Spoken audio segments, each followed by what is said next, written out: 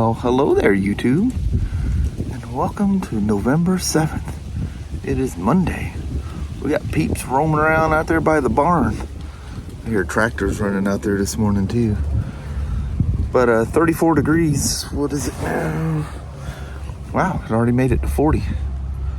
Well, I already pulled it out now, so it's too late to change. I was going to take the MDX for fear of black ice getting off the hill here. That's okay. MDX is always super, super nice, especially if it pours down rain. That thing just cuts right through it. Anyway, man, why couldn't it have been this nice the last couple days over the weekend? That's always the way, though, isn't it? Sure love that fall look out here. A little bistro table. You won't be doing much sitting on that today. All right, let's start off on Monday. Welcome aboard. Our little area, it's almost kind of overdone already. Still looks pretty. Beautiful.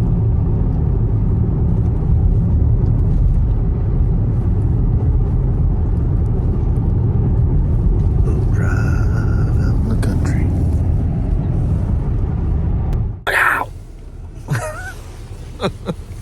They're everywhere out here. They are. We've got like season. Yeah, a stupid amount of snowmobiles we ordered. We ain't gonna run out this year. Nope. Last year they went. Yeah, they're fast. just blam. They were gone. Get them while you can get them. Yep. It's amazing. There's that many people, weird. and with all the snow hitting the mountains. Yeah, a lot of snow. Yeah, tons of them. Now that I forgot to mention that going the. All the reader board things are talking about the passes being closed and requiring chains and stuff because it's kind of not really that time of the year yet. Yeah, that's. I mean, we're real close, but, yeah. But lots of snow up there. Lots. But Mama, Yes, sir. Monday has swung back around on us. It did. It Holy snuck up moly. on us. Yep. All right, let's go bust it out and participate in a Monday. All right. All right, love you. See you. Bye. I love you, babe. Bye now. Bye.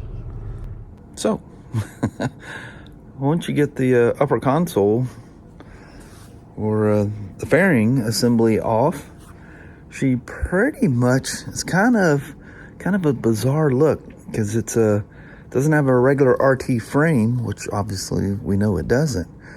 But the way everything's laid out, other than the frame, it's pretty much the same as the other RTs once you get all the stuff off. Man, there's connectors all kind of hidden. Emails, they always have to come across it. I have the volume turned off so you don't hear the ding, but the heptic goes off, and it's very prominent on the 14. On my 11, 12, and 13, you never even noticed it. I noticed it on this one, though. But, yeah, all the couplers, this is, somebody was asking, can you show exactly where that amp is at? It's buried right here. Of course, we can see it with the fairing off. Remember the amp that was shorted out on that one? That's where it's at. And the wires go from this into the loom. In fact, that's part of them right there. Actually, they're on the back side, but this is oh, that's him. Yeah, this is what goes to the main harness. And these two are going to the amp. This is the main harness. So that's kind of the same. But, because the radio is built into the TFT, the amp is separated, the antenna, comes out of the back of the radio. This is actually the wire that's going to the back of the radio. So, the step one in the manual told me to remove the upper console. Well, all it showed was removing the screen and this top panel, which is all one piece. You guys have seen that off before. That has nothing to do with getting the spark plugs, by the way. Absolutely nothing. And the front trunk release cable does come right through the framework of this, but it's easy to get to. In fact, it's just sitting right here. I have it looped backwards and out of the way. But it runs and pops out and comes up and connects to the lock itself. what was the things? Oh, the amp wires. This is almost like a Chinese handcuff. I was lifting. You go really slow, especially if you haven't taken one of these off before, which I haven't. Anything stops, you need to stop right away. So the amp couplers kept snagging in here. That's why they're all facing forward. I just pushed everything forward along with these. This is the main harness leading into it. And anyway, they kept jumping in there. Got them together, got that out of the way. And then I had another resistance pull. And, well, I've disconnected it from here because it was easier. But I forgot the front trunk lock. Or the little glove box has a lock. Cable, there's the cable sticking out there. But when you lock your steering, that locks that box. That was tucked out of the way, I didn't see it. So if you ever take these things off, just go slow. And it has kind of like skirts that go along the side, and that's what's holding the ECM and the TCM, the transmission control module on that side. If you just kind of lift and go forward, those little skirts catch underneath here. So you got to kind of back up and lift it. And it's a little awkward to do on these compared to the older RTs. But it wasn't bad. I won't complain too much. You know, I just realized that two of those F3s, remember all three of them were together? And I went back to wash my hands after I got that off. I always just keep your hands clean. So I'm like, what's missing? I can almost have little pit bike races down here. The two other F3s are gone. There's only one big problem with that. There was a rear, remember the shock for the rear door was bad. It'd lift up and it'd just come towering back down. Well, I never put it in. I don't know if the other Spyder Tech dude put it in for them or not. I had no idea they were coming or no idea that they were here. But I kind of came in today and just come right down here to my hole. I guess I should probably check in upstairs. I said hey to everybody when I went in up and grabbed a cup of coffee. But so yeah, those two F3s are gone, which reminds me, I need to see if I've gotten some more answers. We just kind of keep bouncing back and forth, and we're trying to avoid a harness because that's just an epic thing. That's almost like replacing a frame on one. It's huge. It's like a stupid amount of time. But I think, I guess all three parties actually involved the customer with this as well would like a clearer and better answer. I did discover something that was weird, but I'm talking with BRP. This may be something normal. I just found something that was kind of odd. But could be related. Probably not. Anyway, I thought I'd bop in while I was at this point. So, yeah. Let's put some spark plugs on it and go through all of that and put all of that back together. With this service that gets the evap canister, or the evap pre-filter as they refer to it. But when you look it up in BRP, they call it an air filter, and that causes the biggest confusion. I said, there's no air filter with this thing. And I was mistaken, because you do that every 19K on the service schedule. It's not at the 24. You don't do everything in the 24. I mean, at least they break it up a little bit. But a lot of times people haven't gone that far, or if they skip the 19, they don't look at the schedule, and there's a bunch of stuff, fuel filter and things like that. But maybe not on this, because this one did call for a fuel filter, HCM filter, and the evap pre-filter. But the penny rolled across the floor and I lost my concentration. But Kelly thought that was an air filter, and they call it an air filter, which is very confusing. Its technical name is an evap pre-filter, and that's it sitting up there. You do that every 28K. But I don't know if I can get to them fasteners. Man, if I have to take that saddlebag apart, you'll hear me screaming from here to wherever it is you live. So there she is, fully taken down. The only thing left is just pull the coil sticks out and use, well, these BRP actually tells you just turn them a little bit and they'll come out. Maybe not always so easy, but you want to use some of that Dow Corning 111 grease around the fittings. You want no water to get past these coil sticks because it's a deep tunnel. The spark plugs are sitting on the top of the head, going in the head, for the combustion chamber that's here, but you would swear they're down there by the oil drain pan. You look down there, you scream down where the spark plug's at down there, and an echo comes back. You hear yourself, hello, hello, hello.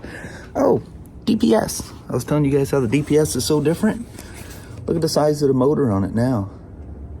Completely different. The entire dynamic power steering box is completely different.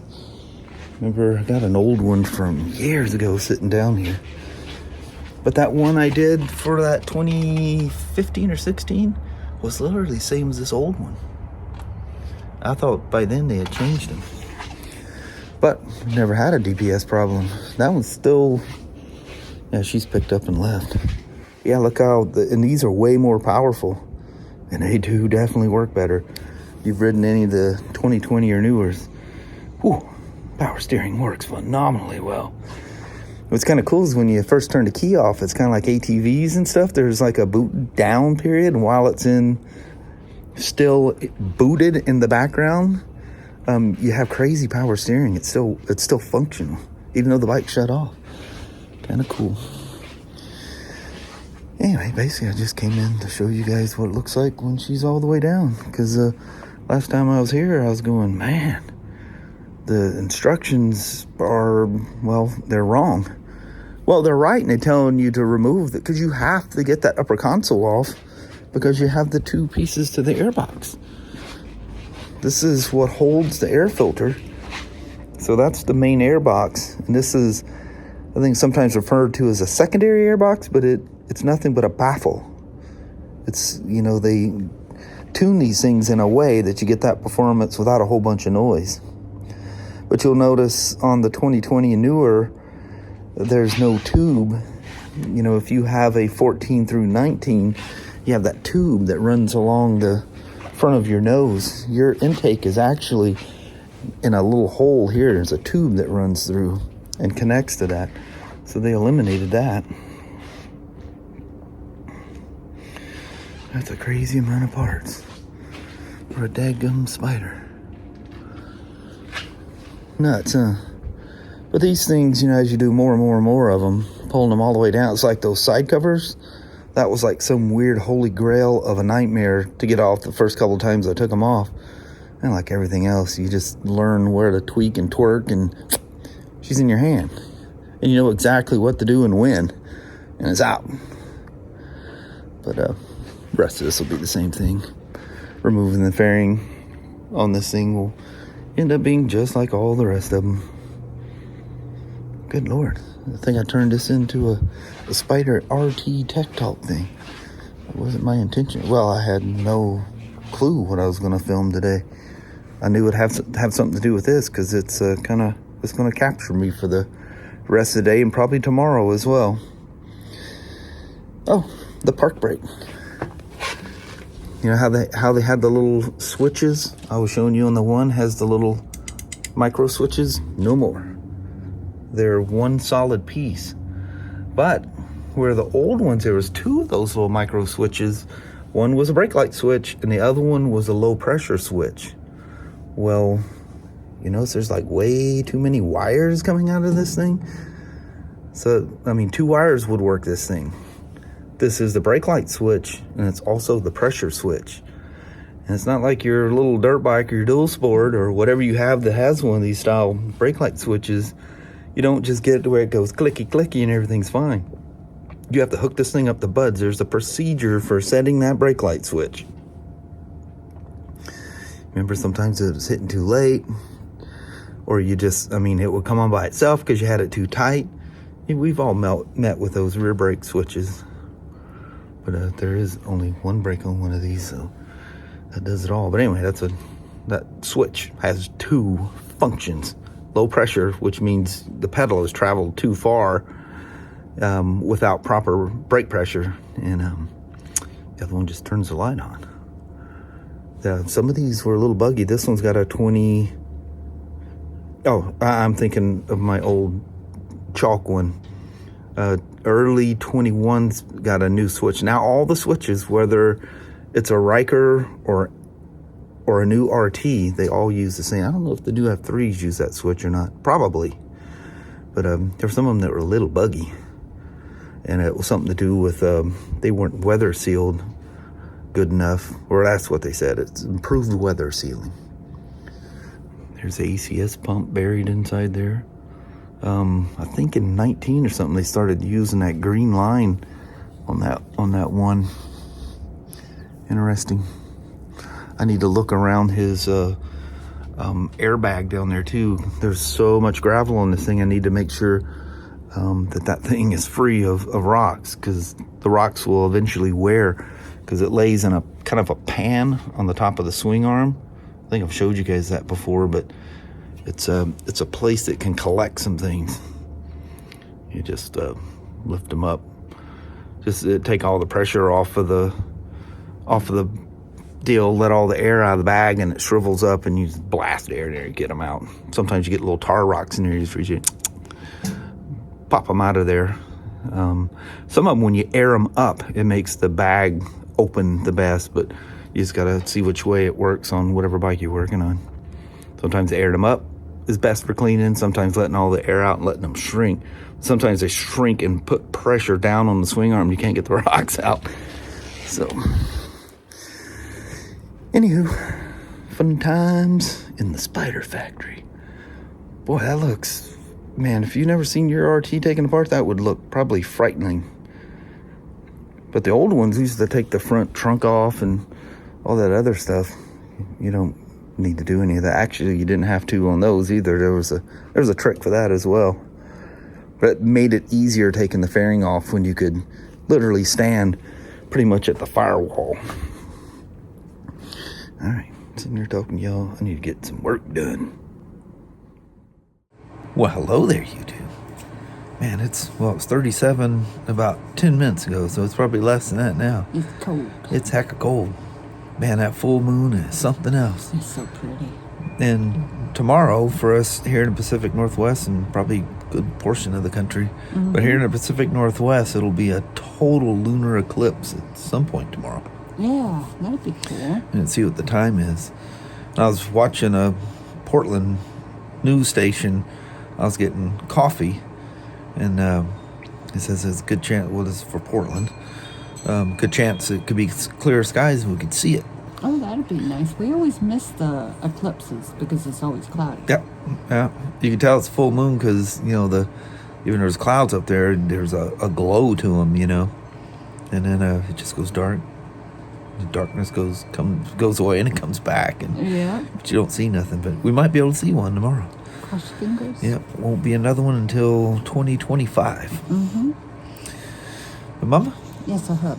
It's cold. Let's get back inside. Yeah, it's cold. Well, thank you guys so much for watching. We really do appreciate it. We will talk to you tomorrow. Same smoke time, same smoke channel. Don't forget to give a thumbs up. And you guys have an amazing Tuesday or Wednesday. Heck yeah. All right. See you in the morning. We'll see you then.